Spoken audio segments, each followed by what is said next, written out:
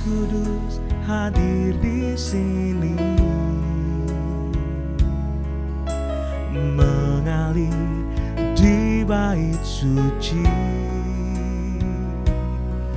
Perkara ajaib pun terjadi, kuasa mujizat nyata, bila Roh Allah sedang bekerja. Roh Kudus hadir di sini,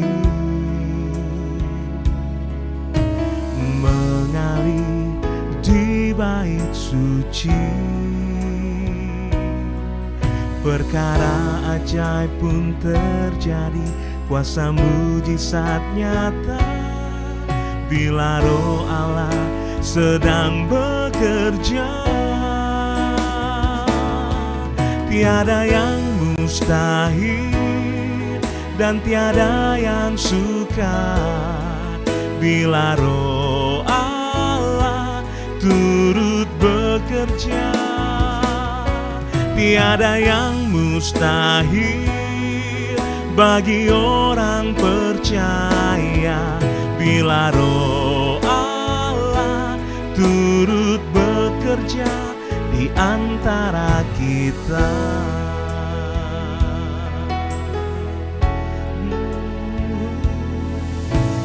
Roh Kudus hadir di sini, mengalir di bait suci. Perkara ajaib pun terjadi, kuasa mujizat nyata, bila Roh Allah sedang bekerja. Roh Kudus hadir di sini, mengalir di bait suci. Perkara ajaib pun terjadi, kuasa mujizat nyata, bila Roh Allah sedang bekerja. Tiada yang mustahil dan tiada yang sukar, bila Roh Allah turut bekerja. Tiada yang mustahil bagi orang percaya, bila Roh Allah turut bekerja. Tiada yang mustahil dan tiada yang sukar, bila Roh Allah turut bekerja.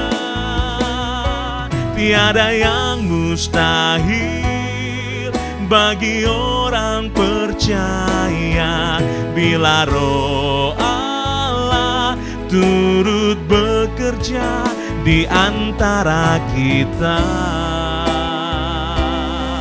Sungguh ini yang kami percaya Tuhan, tiada yang mustahil dan tiada yang sukar, bila Roh Allah turut bekerja. Tiada yang mustahil bagi orang percaya, bila Roh Allah turut bekerja. Tiada yang mustahil dan tiada yang sukar, bila Roh Allah turut bekerja. Tiada yang mustahil bagi orang percaya, bila Roh Allah turut bekerja. Bila Roh Allah turut bekerja, bila Roh Allah turut bekerja di antara kita.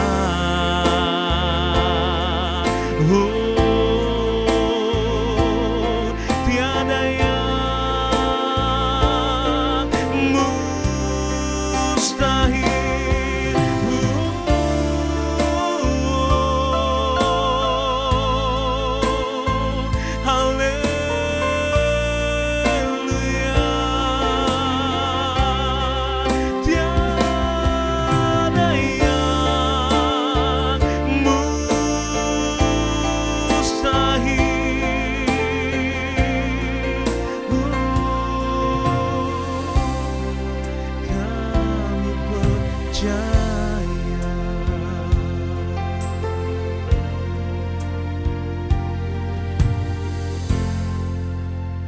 Shalom Bapak Ibu sedang kasih Tuhan, selamat pagi dan kita berjumpa hari ini, hari Jumat saudara.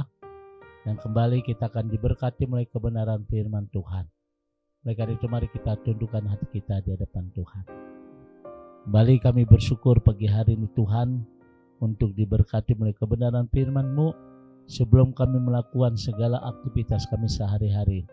Urapan dari Allah boleh turun atas kami supaya firman-Mu boleh menjadi rema dalam kehidupan kami. Dalam nama Tuhan Yesus, hikmat dari Tuhan turun atas hamba-Mu. Haleluya. Amin. Bapak Ibu sedang kasih Tuhan, kita akan bersama-sama membuka Lukas pasal 15 ayat 17. Firman Tuhan berkata, lalu ia menyadari keadaannya, katanya, betapa banyaknya orang upan Bapakku yang berlimpah-limpah makanannya, tetapi aku di sini mati kelaparan. Saudara yang kasih Tuhan, dalam perikop ini tentang perumpamaan anak bungsu yang pergi. Satu kali ada seorang ibu, dia berusaha untuk membelikan sebuah rumah buat anaknya yang semata wayang. Meskipun ibu ini seorang yang penjual nasi uduk, bihun goreng di pasar Senen, namun ia seorang pekerja keras. Ia berusaha untuk membawa anaknya satu kali bisa beli rumah. Nah saudara, bagaimana dia bisa membeli rumah itu? Dengan cara ia sisihkan uang hasil untungnya itu, tapi tidak ditabung di sebuah bank, tapi ditaruh di beberapa celengan. Berapa tahun lamanya sehingga menghasilkan 4 celengan besar-besar dan semuanya penuh. Tapi sayangnya sang anak itu tidak tahu diri. Mungkin anak itu tidak tahu apa yang menjadi tujuan utama ibunya. Untuk apa saudara? Untuk memberikan sebuah rumah. Anak itu tidak tahu. Satu kali mungkin karena pergaulan Bapak Ibu, akhirnya anak itu mencuri celengan. Dia merusakkan celengan dan uangnya itu diambil semuanya. Lalu dia mulai kabur. Nah, masa-masa pelarian ini persis seorang anak bungsu. Ketika bapaknya masih hidup, dia minta haknya. Dan kemudian bapaknya memberi haknya dan dia mulai ke negeri orang. Nah, saudara, di dalam pelarian ternyata anak ini gagal total. Anak ini susah sekali hingga satu kali anak ini tidur di sebuah emperan, sebuah warung kecil. Dan ternyata ketika dia sedang tidur jam 2 pagi, dia kaget. Dia nangis karena jam 2 pagi ternyata warung itu warung nasi uduk. Kenapa dia nangis? Karena dia kembali ingat ibunya. Dan pagi itu dia berkata, ibu, saya sudah salah jalan. Saya sudah berdosa kepada ibu. Dan saya sudah curi uang ibu.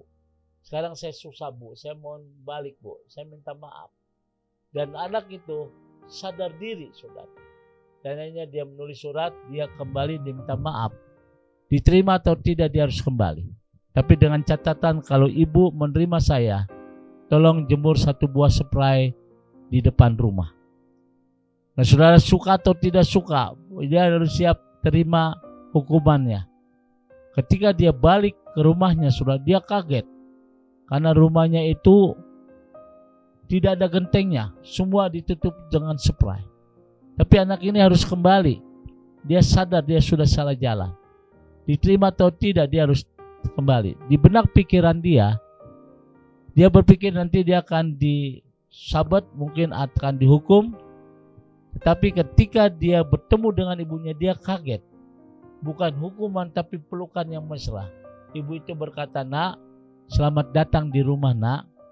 Nah saudara yang kasih Tuhan, dan anak itu berkata, ibu maafkan saya sudah curi uang ibu, saya sudah berdosa kepada ibu. Nah saudara, lalu anak itu bertanya, ibu, kenapa ibu harus jemur banyak spray sehingga rumah ini ketutup? Saya cuma minta 1 spray. Lalu ibu itu berkata, nak, ibu tahu kamu pernah salah sama ibu. Tapi yang harus perlu kamu tahu, bahwa ibu punya segudang pengampunan untuk kamu. Dan cerita ini sangat bagus sekali saudara. Sadar diri awal dari sebuah perubahan. Setelah harta dari bapaknya habis, si bungsu memutuskan bekerja sebagai penjaga babi. Karena dia harus bekerja, kalau enggak dia enggak akan makan. Tapi saat kelaparan menderanya, ia bahkan berniat mengisi perutnya, tapi dia makan ampas babi itu. Dan dia mulai ingat akan bapaknya. Lalu ia menyadari keadaannya, katanya betapa banyaknya orang upahan bapakku yang berlimpah-limpah, sedangkan aku mati kelaparan. Saudara yang kasih Tuhan, lalu anak bungsu mulai menyadari keadaannya, bahwa ia adalah anak dari seorang bapak yang kaya. Ia berpikir, mengapa saya tidak kembali kepada bapak, meminta ampun dan mengusulkan untuk bekerja sebagai salah satu hamba bapaknya. Dan si bungsu ini pun akhirnya kembali, dan ia kembali kepada bapaknya. Wah, betapa kagetnya dia ketika bapaknya menerima dia, bahkan memberi ucapan syukur. Dia menyembelih hewan yang sangat bagus. Saudara yang kasih Tuhan, apapun yang kita lakukan, bagaimanapun keadaan kita, ketika kita menghadapi tantangan yang luar biasa, ketika kita salah jalan, alangkah baiknya kita sadar diri dan kembali kita akui kesalahan itu kepada Tuhan.